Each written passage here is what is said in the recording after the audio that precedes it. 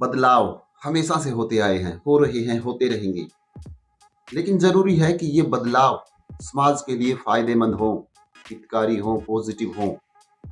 लेकिन आज आप अखबार उठा लीजिए, टीवी खोलिए, क्या देखेंगे हम? स्कैम केस देखेंगे, फ्रॉड केस देखेंगे, मोलेस्टिंग केस देखेंगे, रेप केस देखेंगे। आखिर हमारे समाज के अंदर हो क्या रहा है? आखिर इस सब के पीछे दोषी कौन है? हम ज़िम्मेवार हैं, हमारी सरकार ज़िम्मेवार है या हमारा सिस्टम दोषी है? इन्हीं सब बातों को जानने के लिए आज इस वीडियो का सहारा लेंगे। एक छोटी-सी कहानी का सहारा लेंगे, जिससे हमें पता चल सके कि फ़ॉल्ट कहाँ है। कहानी दरअसल ऐसे है कि एक हंस और उसकी पत्नी रास्ता भटक गई। चलते गई और आखिरकार चलते-चलते एक सुनसान, एक वीरान एरिया में जा पहुँचे। रात होने वाली थी, दोनों को डर सता रहा था कि अब क्या करेंगे, रात कहाँ गुजारेंगे। तब दोनों ने एक पेड़ पर रात गुजारने की सोची। हंसने ने कहा कि ये इलाका तो सुनसान है, बंजर है। दोनों बातें कर रही थी, तभी अचानक उसी पेड़ पर बैठा एक उल्लू बोलने लगा। हंसने ने कहा कि हंस, ये इलाका वीरान है, सुनसान है क्योंकि यहाँ ऐसा उल्लू रहता है और उल्लुओं की वजह से ये इलाका सुनसान है। उल्लू उनकी सारी बातें सुन रहा है, सारी बातें सुनता रहा। जो ही सुबह हुई, उल्लू उनके सामने आ पहुंचा, हाथ जोड़कर माफी मांगने लगा और कहने लगा कि भाई हंस, मुझे माफ कर दो। मेरी वजह से तुम्हारी रात की नींद हराम हुई, तुम परेशान हुई, मैं तुमसे क्षमा मांगता हूँ, माफी मांगता हूँ, मुझे माफ कर दीजिए। हंस ने कहा कि भैया उल्लू कोई बात नहीं, अब दिन निकल चुका है, अब हम जा रहे हैं।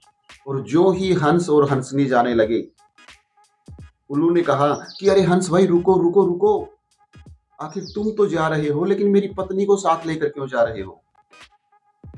हंस का माथा ठनका। अरे उल्लू, ये क्या बोल रहा है तू? ये हंसनी है, मेरी पत्नी है, तेरी पत्नी कैसे हो गई? भला उल्लू कहाँ मानने वाला था। पंचायत बुला ली गई, पंच बैठ गई। मुद्दा सामने था कि हंसनी जो है वो उल्लू की पत्नी है या हंस की पत्नी है। पंचों ने थोड़ी देर आपस में बात, पंचों ने आपस में सलाह मशविरा किया कि हमें तो सारी उम्र उल्लू के साथ रहना है। हंस तो आज चला जाएगा, लेकिन हमें तो पीछे उल्लू के साथ रहना है, तो फिर हम उल्लू से दुश्मनी क्यों पालें? और उन्होंने आखिरकार फैसला उल्लू के हक में दे दिया। हंसनी को उल्लू की पत्नी घोषित कर दिया। हंस रोते बिलखते वहां से जाने लगा। तब पीछे से उल्लू ने आवाज लगाई कि अरे हंस भाई, रुको रुको, जाओ मत रुको। हंस पलटा और बोला कि अब क्या रहेगा भाई, तुमने मेरी पत्नी तो मुझसे छीन ली, अब भला मेरे पास और क्या रह गया? उल्लू हंसते हुए बोला कि दोस्त, हंसनी तेरी पत्नी थी, है और रहेगी, तुम इसे अपने साथ लेकर जाओ। लेकिन मैं तुम्हें ये बताना चाहता था कि ये जो इलाका है ना, वो हम जैसे उल्लुओं की वजह से सुनसान नहीं है। ये इलाका सुनसान है ऐसे पंचों की बदौलत जो फैसला उल्लू के हक में देते हैं। ये सिस्टम हमारा कमजोर है ना। हर रोज कहीं स्कैम हो रहे हैं, घोटाले हो रहे हैं, देश पता नहीं किस दिशा में जा रहा है। उस सब के लिए सरकार दोषी नहीं है, उस सब के लिए हम उल्लू दोषी हैं। हम उल्लू। एक मजरू सुल्तानपुरी का शायर था, बहुत अच्छा शायर, बहुत ही अच्छा शायर था। मजरू सुल्तानपुरी ने कहा था कि बस एक ही उल्लू काफी था, बस एक ही उल्लू काफी था बर्बादे गुलिस्तां करने को। बस एक ही उल्लू काफी था बर्बादे गुलिस्तां करने को। यहाँ हर साख पे उल्लू बैठा है, अंजामे गुलिस्तां क्या होगा। अरे हम सब अपना मतदान करते हैं, अपना डिसीजन जिसके पक्ष में देते हैं, जो नेता अपना चुनते हैं, उसके बारे में हमें सोचने की जरूरत है कि क्या वो योग्य है या धर्म जात के आधार पर हमसे वोट मांगकर अपनी राजनीति कर रहा है।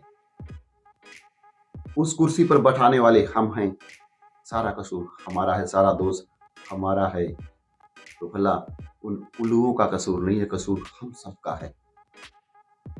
बहुत प्यारी बात कही थी किसी ने कि मैं अपना घर दीमक से बचाता रहा, मैं अपना घर दीमक से बचाता रहा, मगर कुछ कुर्सी के कीड़े मेरा देश खा गई। उन कीड़ों को जब हम चुनते हैं ना, तब सोचने समझने की जरूरत है, आखिर वो देश चलाने के योग्य हैं या नहीं। ये फैसला हमारा होना चाहिए, अपना होना चाहिए, अपनी समझ होनी चाहिए। हमें एक रास्ते पर चलने की जरूरत है, सीधे रास्ते पर, सही रास्ते पर। हमारा रास्ता सही हो, कोई मायने नहीं रखता कि उस रास्ते पर चलने वाले कम हैं। भीड़ के पीछे चलने से कोई फायदा नहीं है, सही रास्ते पर चलना जरूरी है। कुछ लोग भीड़ के पीछे चलते हैं, चाहे वो रास्ता गलत हो, उस रास्ते को छोड़ देना चाहिए। सही का समर्थन कीजिए, सही का साथ दीजिए, योग्य का साथ दीजिए, जो देश की विकास की बात करे उसका साथ दीजिए, देश को ऊंचाइयों पर ले जाए उसका साथ दीजिए। ऐसे नेता को चुनिए जिससे देश का भविष्य उज्जवल हो। आशा करता हूं आपको हमारा बनाया वीडियो पसंद आया।